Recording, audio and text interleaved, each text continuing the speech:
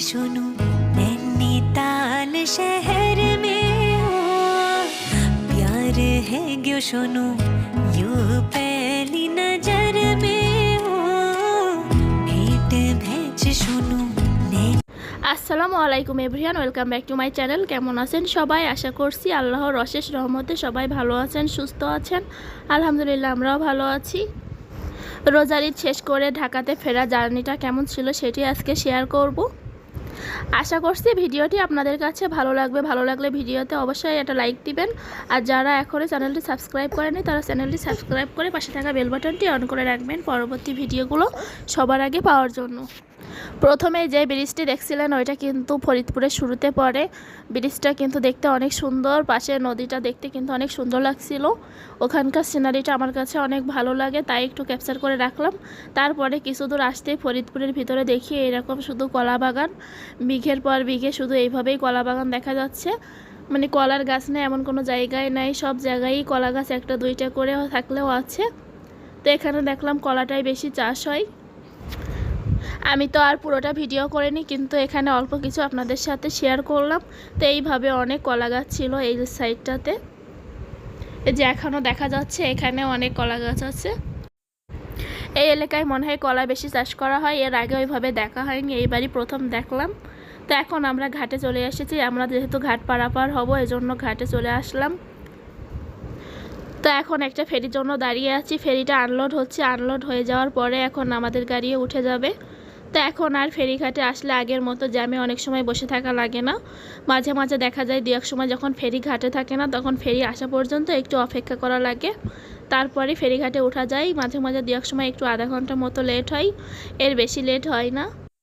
এটাও কিন্তু ভালো দিক। তারপরেও কেন জানি না আমার কাছে আগের যেই ফেরিটা ছিল ওইটাই বেশি ভালো লাগতো। আগে যে ফেরি পারাপার ছিল যখন পদ্মা সেতু ছিল না তখন এই লাইন দিয়ে অনেক বেশি গাড়ি যেত।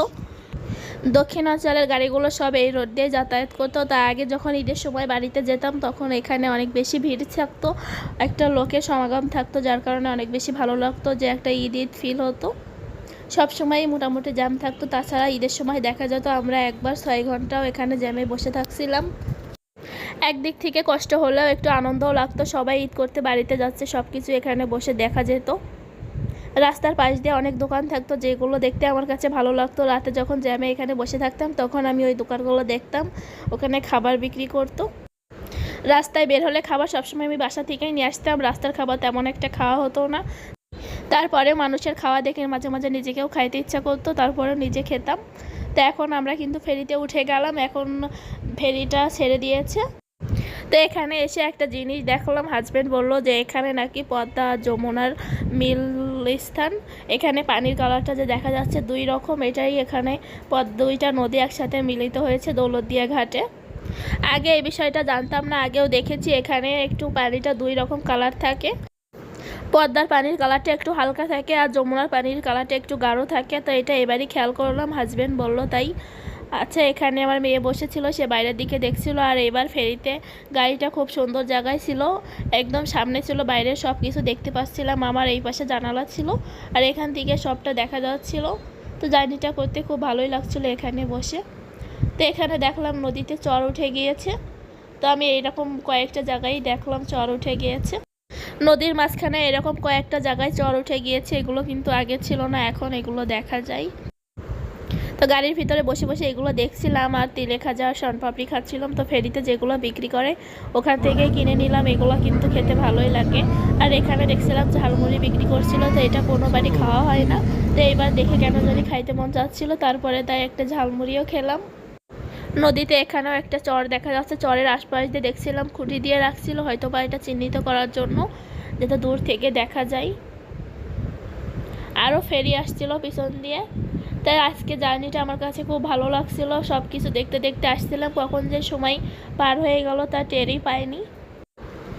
এখানে তো সূর্যের আলোয় নদীর পানি চিকচিক করছিল, এই দৃশ্যটাও দেখতে কিন্তু অনেক ভালো লাগছিল সামনাসামনি থেকে, তাই একটু ক্যামেরাবন্দি করে নিলাম। ফেরির মধ্যে অনেক খাবারই বিক্রি করে, এখানে আশপাশের এলাকার বিভিন্ন ফলমূলও নিয়ে এসে বিক্রি করে। তো ফেরিঘাটে এসব ফলমূল কিনে আমি কোনো ভালো পাই না, সব যদি বলে মিষ্টি, তো দেখা যায় যে কেনার পরে অনেক বেশি টক থাকে, যা খাওয়াই যায় না। গতবার যাওয়ার সময় আমি এখান থেকে কামরাঙা কিনেছিলাম, তা সেটা আমি টকের জ্বালাই খেতেই পারিনি, এত বেশি টক ছিল যে মুখেই নিয়ে যাচ্ছিল না। আর ওই যে ওখানে দেখছিলাম একটা বোট যাচ্ছিল, তো এগুলো দেখে আসলে ভালো লাগছিল, এত সুন্দর একটা দৃশ্য। তা ভাবছিলাম যে এই বোটে যারা আছে তাদের কাছে কি একটুও ভয় লাগে না, তাদের কত রিস্ক নিয়ে তারা চলাচল করে। বোটগুলো তুলনামূলক অনেক ছোট, আর এখানে এইভাবে যে বড় নদীতে যাচ্ছে, যদি কোনো অ্যাক্সিডেন্ট হয় তাহলে কি হবে। তাছাড়াও দেখছিলাম জেলেরা ছোট ছোট নৌকায় করে মাছ ধরছিল একদম নদীর মাঝখানে। তো ওরা যে আসলে কিভাবে ধরে এটা জানি, আল্লাহই জানে। তাদের কাছে কি একটুও ভয় লাগে না? তাদের কাছে হয়তো বা এখন এটা কোনো বিষয় না, জীবিকার তাগিদে মানুষকে কত কিছুই করতে হয়। এই যে একটা বোট যাচ্ছে, এটাও কিন্তু অনেক দ্রুত যাচ্ছিল, হয়তো মেশিনের সাহায্যে চলছিল। এরাও মাছই ধরতে যাচ্ছে। এই দৃশ্যটা আমার কাছে অনেক ভালো লাগছিল। সচরাচর এগুলো তো আমাদের দেখা হয় না, অন্য সময় যখন জার্নি করা হয় তখন কিন্তু আর এইভাবে দেখি না। আজকে একটু সব কিছু ভালোভাবে দেখছিলাম। আমাদের ফেরিটাও প্রায় ঘাটে চলে আসছে, এখন নোঙর করা হবে। তো এখানে আর একটা জিনিস দেখে একটু ভয় লাগছিল, এই যে ফেরিটা দাঁড়িয়ে আছে এর পাশে একদম গা ঘেঁষে যে দাঁড়ালো, এত দ্রুত যাচ্ছিল, দেখে মনে হচ্ছিল হয়তো বা এর সাথে ধাক্কা লাগবে। তারপরে দেখি না, আস্তে আস্তে যেয়ে তার পাশেই দাঁড়ালো। আর এখান থেকে মানুষ এই ফেরি থেকে ওই ফেরিতে লাফ দিয়ে পার হচ্ছিল। তাদের মানে আর একটু কয়টা মিনিট দেরি হওয়ারও ধৈর্য নাই, এত মানুষের ধৈর্যহীন। যদি বাইচান্স কোনোভাবে অ্যাক্সিডেন্ট হয়ে নিচে পড়ে তখন তারা বুঝতে পারবে। মানুষের এই ধৈর্য কম থাকার কারণে কিন্তু তাদের অ্যাক্সিডেন্ট হয়। কি দরকার, ফেরিটা তো থামছে, তারপরেই তো নামা যেত। তো আজকের পর্যন্ত ভিডিও এখানেই শেষ করছি, দেখা হবে পরবর্তী ভিডিওতে।